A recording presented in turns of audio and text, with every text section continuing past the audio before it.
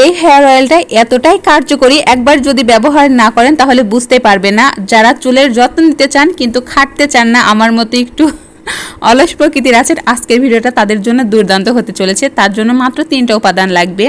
বিশেষ করে যাদের প্রচুর পরিমাণে চুল উঠে যাচ্ছে, নতুন চুল গজাচ্ছে না, তাদের তো খুবই কাজে আসবে।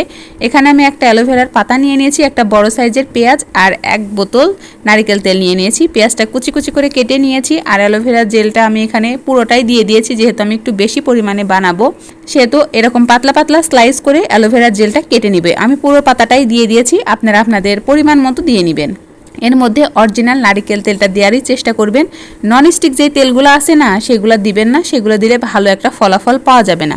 এই তেলটা শুধু একবার ব্যবহার করবেন, তারপরে আপনি নিজে এসে আমাকে ধন্যবাদ জানাতে বাধ্য হবেন যে আমি আপনাকে এই তেলটার জন্য সাজেস্ট করেছি। আপনার চুল পড়া তো বন্ধ হবে আর আপনার এত পরিমাণ নতুন চুল গজাবে, আপনি অতিষ্ঠ হয়ে যাবেন বেবি হেয়ারের জ্বালায়।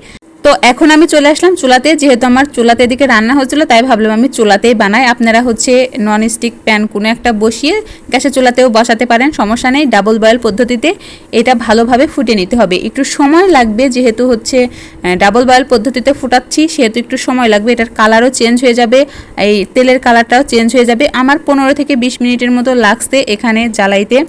দেখতেই পাচ্ছেন যে আস্তে আস্তে তেলের কালারটা চেঞ্জ হয়ে যাচ্ছে। তো আপনারা এভাবে ডাবল বয়েল পদ্ধতিতে জ্বালিয়ে নেবেন।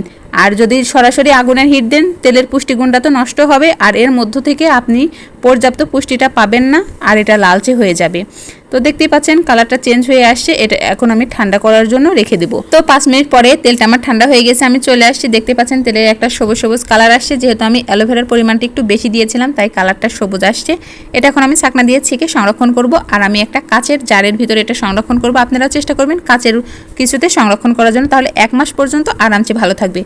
আর এটা আপনি 30 মিনিট মাথায় দিয়ে রেখে দিবেন, তারপরে শ্যাম্পু করে ফেলবেন। সপ্তাহে 2 থেকে 3 দিন ব্যবহার করবেন, দেখবেন দুর্দান্ত একটা রেজাল্ট পাবেন। 1 মাস পরে এসে আমাকে ধন্যবাদ জানাবেন। আল্লাহ হাফেজ।